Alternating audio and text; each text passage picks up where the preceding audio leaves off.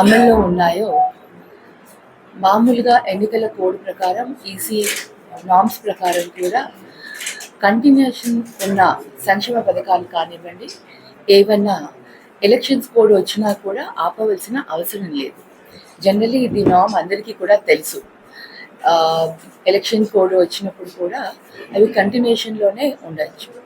కానీ ఎప్పుడైతే చంద్రబాబు నాయుడు గారు బీజేపీతో పొత్తు పెట్టుకున్నారో, ఎన్డీఏలోకి ఎప్పుడైతే వారు ఎన్డీఏగా మారారో, ఎన్డీఏ అయినప్పటి నుంచి ఎలక్షన్స్ కమిషన్లో చాలా మార్పులు, ప్రవర్తనలో చాలా మార్పులు మనం చూస్తున్నాం.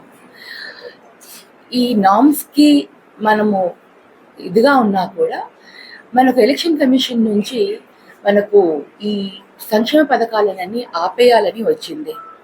స్పెషల్లీ రైతులకు, విద్యార్థులకు, మహిళలకు ఇవన్నీ కూడా మనం చూస్తూనే ఉన్నాము. అంతేకాకుండా వృద్ధులకు పెన్షన్ కూడా. అంటే చంద్రబాబు నాయుడు గారు ఇవన్నీ కూడా జగనన్న చేస్తున్న 5 సంవత్సరాలు చేస్తున్న ఈ సంక్షేమ పథకాలను ఆపించేసి ప్రజలలో తెలియని ఒక ఆందోళన, ఒక భయం క్రియేట్ చేయాలని, అంటే ఏదో జరిగిపోతుంది అన్న ఒక మంచి ఏదైతే ఉందో ఆ లబ్ధి పొందే ఈ పేదవారికి ఆ లబ్ధి పొందకుండా ఇవన్నీ ఆపడం ఎంతవరకు సమంజసమో నిజంగా అర్థం కావట్లేదు.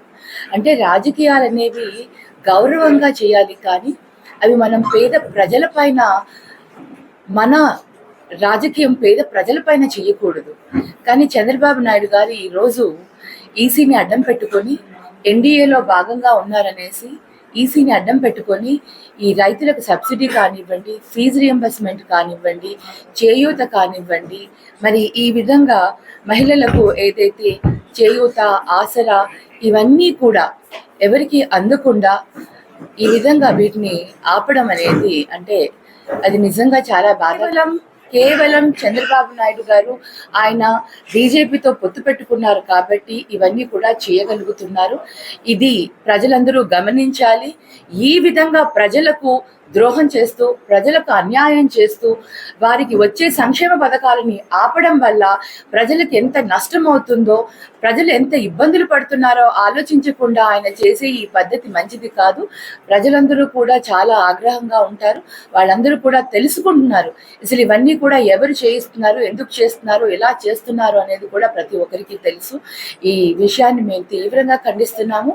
ఎలక్షన్ కమిషన్ వారి ఇది మార్చుకుంటే బాగుంటుంది. రూల్స్ అన్న తర్వాత ప్రతి ఒక్క రాష్ట్రానికి కూడా సమానమైన రూల్స్ ఉండాలి, ఈక్వల్గా ఉండాలి. ఒక్కొక్క రాష్ట్రానికి ఒక్కొక్క పద్ధతిలో ఉండకూడదు.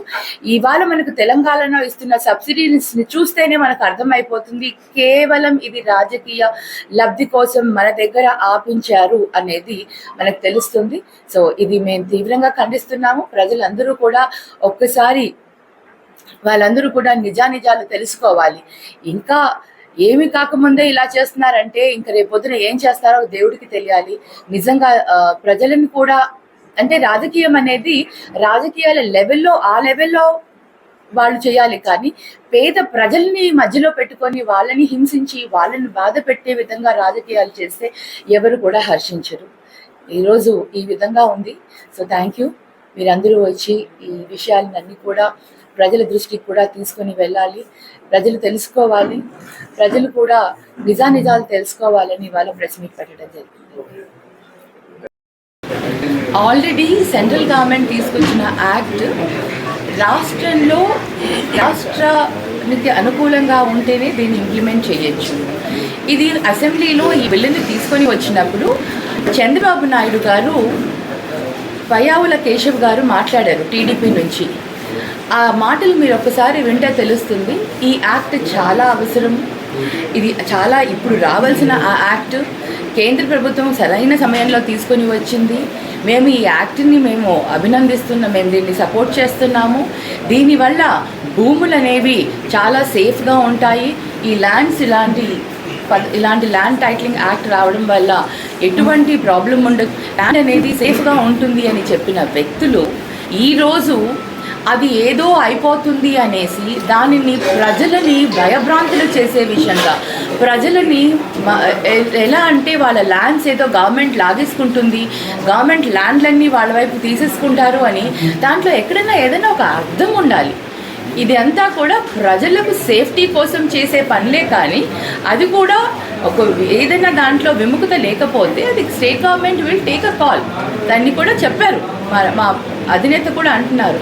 ఇది వాళ్ళు ఎన్డీఏలో ఏదైతే గవర్నమెంట్లో ఉన్న వాళ్ళు అప్పుడు బీజేపీ ఇంట్రడ్యూస్ చేసిన దాన్ని అసెంబ్లీలో కూడా సపోర్ట్ చేసిన వాళ్ళు ఈరోజు ప్రజలను ఎందుకు ఈ విధంగా కన్ఫ్యూజ్ చేసేసి ఒక భయాన్ని క్రియేట్ చేస్తున్నారు.